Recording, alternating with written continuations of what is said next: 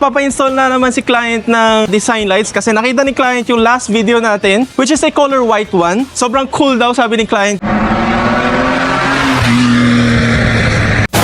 Hi guys! Welcome to an episode of Tiger Garage. So today, another special car here na naman. This is a Hongqi HS3. So papa-install na naman si client ng design lights kasi nakita ni client yung last video natin, which is a color white one. Sobrang cool daw, sabi ni client. Kaya nag-message si client. Sabi niya, ang cool ng gawa niyo sa HS3. Gusto ko rin ganito yung akin.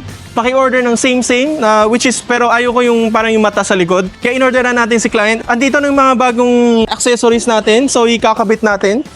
As you can see, makikita nyo, walang splicing ng wire. Lahat to, plug and play. So, ayun o, puro socket to.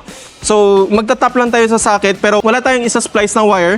And then, makakabit natin to lahat. Ang only issue lang, maraming babaklasin. Kasi babaklasin natin yung whole front bumper para matanggal yung ibang screws. So, as I always say, wait till you see. Let's go!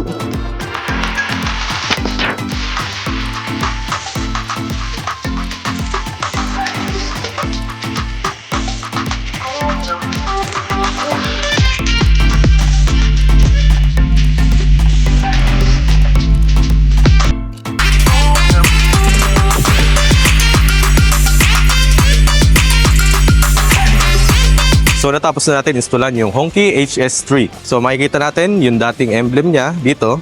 Yung dating design niya na red lang, ngayon may ilaw na. So once press natin yung remote, turn off, then on natin. So makikita nyo yung LED niya. Then dito naman tayo sa headlight. So makikita natin yung dating headlight niya na original. Ito lang yung meron. Then ito yung additional accessories na kinabit natin. May ilaw na siya hanggang baba, hanggang sa may grill niya. Then yung signature design ni Hongqi na red lang dito sa gilid, makikita natin. Yan. Ganda, di ba? So if you guys are interested to this item or services, just give us a message and let us make it happen. Thank you for watching and see you again next time. Goodbye!